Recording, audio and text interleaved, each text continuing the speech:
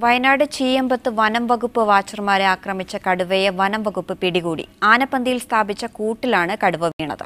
കഴിഞ്ഞ ദിവസമാണ് 5 വനം വകുപ്പ് വാച്ചർമാരെ കടുവ ആക്രമിച്ചത്.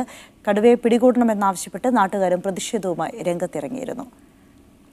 വിവരങ്ങളുമായി മുജീബ് റഹ്മാനുണ്ട്. മുജീബ്, ഇന്നലെ നാട്ടുകാർ വലിയ രീതിയിലുള്ള പ്രതിഷേധമാണ് അവിടെ നടത്തിയത്. അതിനുശേഷമാണ് ഇത്തരത്തിലൊരു നടപടി ഉണ്ടായിരിക്കുന്നത്.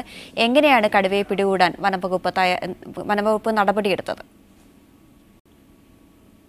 ഇരുളം ചീയമ്പം പ്രദേശത്ത് കടുവയുടെ ഒരു ആക്രമണത്തിൽ 5 പേർക്ക് ഇന്നലെ പരിക്കേറ്റിരുന്നു. ഇതിനു മുമ്പ് തന്നെ ഏതാണ്ട് 2 ആഴ്ചയോളമായി ഈ പ്രദേശത്ത് കടുവയുടെ സാന്നിധ്യം ഉണ്ടായിരുന്നു. നാട്ടുകാർ നിരന്തരമായി പരാതിപ്പെട്ടിട്ടും വനംവകുപ്പ് നടപടിയെടുക്കുന്നില്ല എന്നാരോപിച്ച് നാട്ടുകാർ ഇന്നലെ റോഡ് ഉപരോധിച്ചിരുന്നു. ഈ ഒരു സാഹചര്യത്തിൽ വനംവകുപ്പ് കടുവയെ പിടികൂടാനായുള്ള ശ്രമങ്ങൾ ഊർജിതപ്പെടുത്തുകയായിരുന്നു.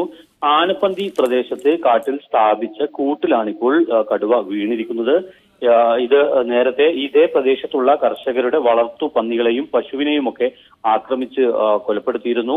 ഇതിന് ശേഷമാണ് ഇപ്പോൾ വനംവകുപ്പ് വാച്ചർമാർക്ക് നേരെ ആക്രമണം ഉണ്ടായത്. ഈ ഒരു സാഹചര്യത്തിൽ വനംവകുപ്പ് കടുവയെ പിടികൂടുകയായിരുന്നു.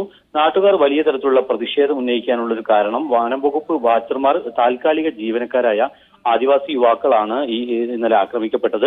പക്ഷെ വനംവകുപ്പ് ഉദ്യോഗസ്ഥർ ഈ സാഹചര്യത്തിലൊന്നും തന്നെ ആ പ്രദേശത്തേക്ക് എത്തിയിരുന്നില്ല എന്നൊരു ആരോപണമാണ് ഉന്നയിച്ചിരുന്നത്. അതുകൊണ്ട് തന്നെ വനംവകുപ്പ് നടപടി ശക്തമാക്കുകയും ഇന്ന് കടുവയെ പിടികൂടുകയും ചെയ്തിരിക്കുന്നു. അല്പസമയത്തിനകം ബത്തേരിയിലേക്ക് കടുവയെ എത്തിക്കും. അതിന്റെ ആരോഗ്യനില പരിശോധിക്കും. അതിനുശേഷം ഒരു പക്ഷേ ഉൾക്കാടുകളിലേക്ക് പറഞ്ഞയക്കും.